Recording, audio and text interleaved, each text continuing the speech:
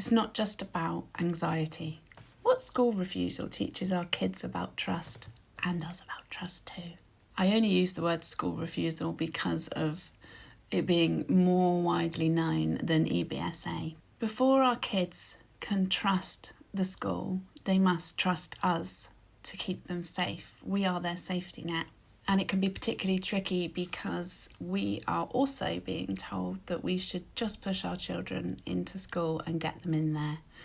And unfortunately, through my own experience, that can actually damage your relationship with your children, because you should be their fallback, where they come to when they don't feel safe. Basically, they need to be able to come to you. And then if they don't trust school and they don't trust the teachers, where can they go? We need to be their anchor, their advocate, and the person who is holding space for them and believing them when they're telling us that they're not comfortable.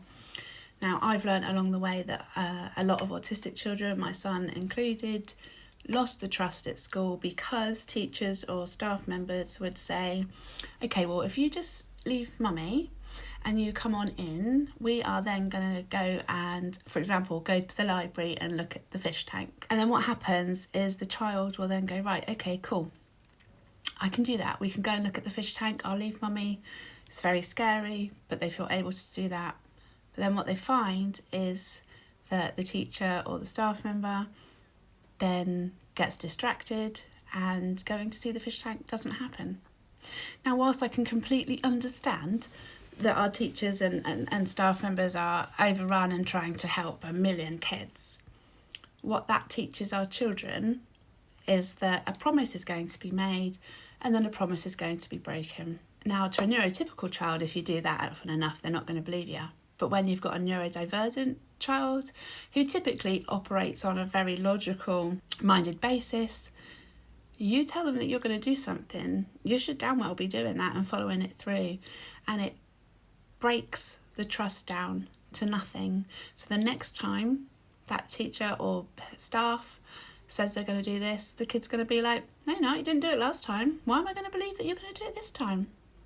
So this is why we cannot just keep pushing them into school.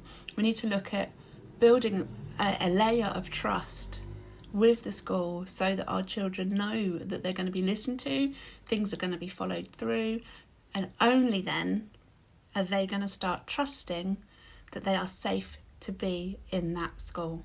School refusal, EBSA, isn't about a fear of school.